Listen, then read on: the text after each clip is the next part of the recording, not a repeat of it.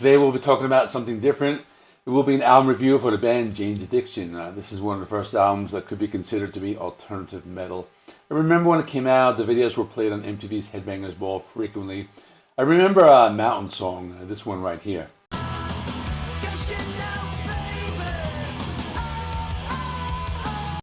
I guess it's kind of a metal album, I would say leaning more towards alternative and even a precursor to grunge music. Stick around until the end of the video, I will tell you what the band has been up to since then. Nothing Shocking is the debut studio album by American rock band Jane's Addiction, released on August 23, 1988 through Warner Brothers Records. The album is celebrating its 35th anniversary. It was well received by critics and peaked at number 103 on the Billboard 200. The single, Jane Says, reached number 6 on the Billboard Modern Rock Tracks in 1988. They also had a pretty cool video.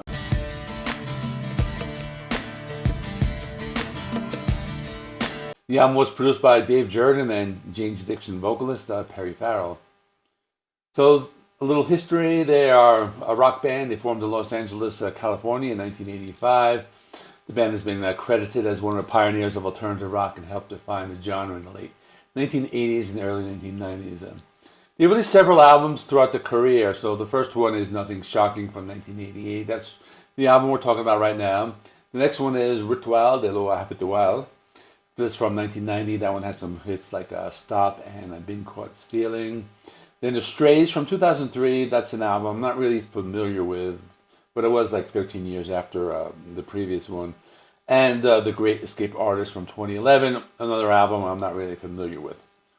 So the band has had several members over the years. The original lineup consisted of Perry Farrell on vocals, Dave Navarro on guitars, Eric Avery on bass, and Stephen Perkins on drums. After Avery left the band in 1991, he was replaced by Flea of the Red Hot Chili Peppers for a brief period. And the band has also had several other bassists, including Chris Chaney and Martin Lynn Noble. So Jane's Addiction is known for their unique sound with blends elements of alternative rock, hard rock, punk rock, and heavy metal. Their music has been described as psychedelic and art rock as well. So let's talk about the songs right now.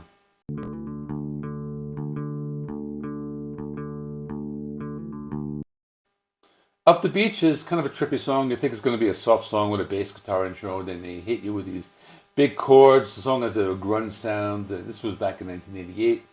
Kind of like an intro track, of course. The rhythm doesn't really go anywhere.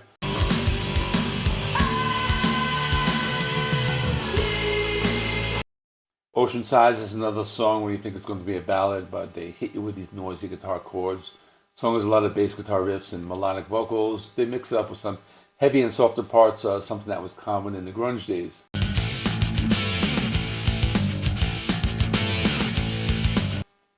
Had a Dad is a heavier track. This one has more of a simple chord progression and a lot of lead guitar work. You can tell that this band influenced the band Blind Melon. They would actually come out years later. This is another song that mixes noisy guitar chords and atmospheric sections, and there's a lot of a guitar shredding by Dave Navarro.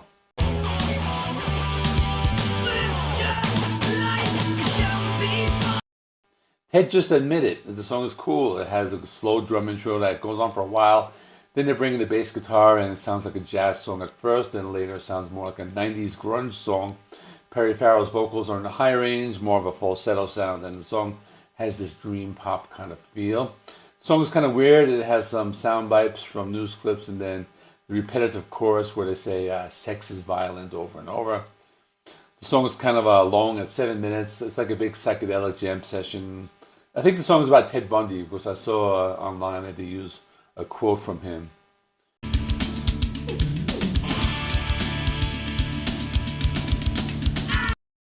Standing in the Shower Thinking is kind of a weird song because the song is literally about him standing in the shower and thinking of things. He complains about the water being hot. It's a fun song with an upbeat rhythm and pretty cool guitar solo by Dave Navarro. I like the guitar work in the song. Some of it reminds me of Jimi Hendrix. She loves me, Summertime Rolls is one of those laid-back, dreamy songs with a slow bass guitar intro. The song is very relaxing. It describes a day at the park during summer with the kids. They're running around playing. There's a lot of psychedelic guitar melodies. And another one of those like longer songs at 6 minutes. It kind of drones on, but it's a good song to chill out to and relax.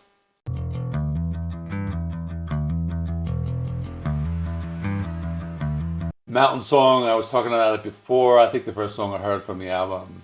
And they had the music video on MTV. So according to different sources, the song Mountain Song has different meanings. Some say it's about coming off heroin. Some say it's about Perry Farrell's mother's suicide. And some say it's about two of Perry Farrell's friends that died. But anyway, it's a memorable song that mixes alternative metal and early grunge.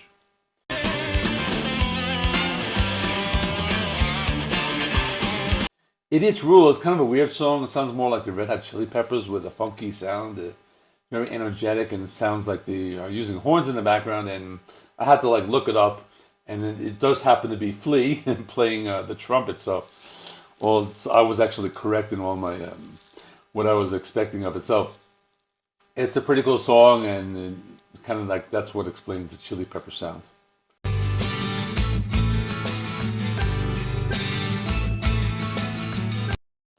Gene says the most popular song, it was on the radio all the time. I remember I used to drive around listening to alternative rock radio in the mid-90s, and actually miss alternative rock radio.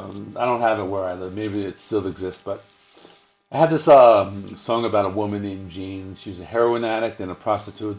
The lyrics describe her life on the streets and her desire to change her life. It's an acoustic ballad. They mix the sound of strumming guitar and some calypso-style rhythms that sound like they're playing on, I guess, a steel drum type of thing. The song's unique, one of the most popular songs, and definitely a precursor to the alternative rock of the 90s.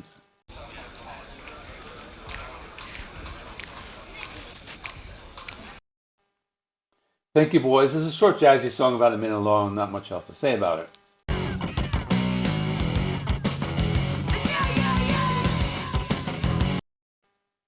Pigs and Zen is the final song. So, according to some sources, Pigs and Zen is about finding one's true self and not caring about what others think. The pig imagery represents freedom and individuality of the singer, who does not conform to society's expectations or norms. The song was written in 1985. It's both a live and studio version. The song is pretty cool. It's kind of heavy, has a nice groove to it.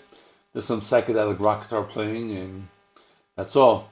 So let's talk about what's going on with Jane's Addiction. Let me start back in 1991. They created the Lollapalooza concert, and they played the first edition of that concert. And it was meant to be a farewell tour for the band. So here's a little clip from that.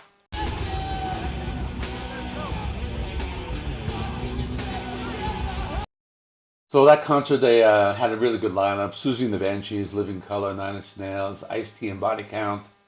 I didn't actually see that one, but I saw the one that was a year later with Pearl Jam and Soundgarden, and I'll talk about that in a different video because it was a pretty cool show. But Lollapalooza was very big and went on for a few years, and this band has been kind of out of the spotlight until recently, so let's talk about what the band is up to right now. So they have been touring. They just finished touring. They were touring for about a month in March. And they played March 4th, Bakersfield, California. They played Reno, Nevada. And then they went to South America, Lollapalooza, Argentina, and in Chile and Brazil. So they have been pretty active. And on this tour, they have Eric Avery. So he was the original bassist. They don't have Dave Navarro because he's going through this long COVID battle and he's unable to tour. And they also have Queens of the Stone Age guitarist Troy Van Leeuwen, and he's going to be playing guitar. Now, we don't know if Dave Navarro will be back later on. If anyone has any information on that, let us know. And so that's what we know about this band. As far as we know, I'm not sure if they're going to be releasing an album. Supposedly, they have something for next year, but I don't have any concrete information on it. And that's all. Thanks for watching. Let me know what you think of the band Jane's Addiction. Do you listen to them? Do you have any other albums? And are they one of those bands that do you like? For me, I never really paid a lot of attention to them, but I actually like this particular album, and I like the one that came out in 1990. So that's all. See you in the next one.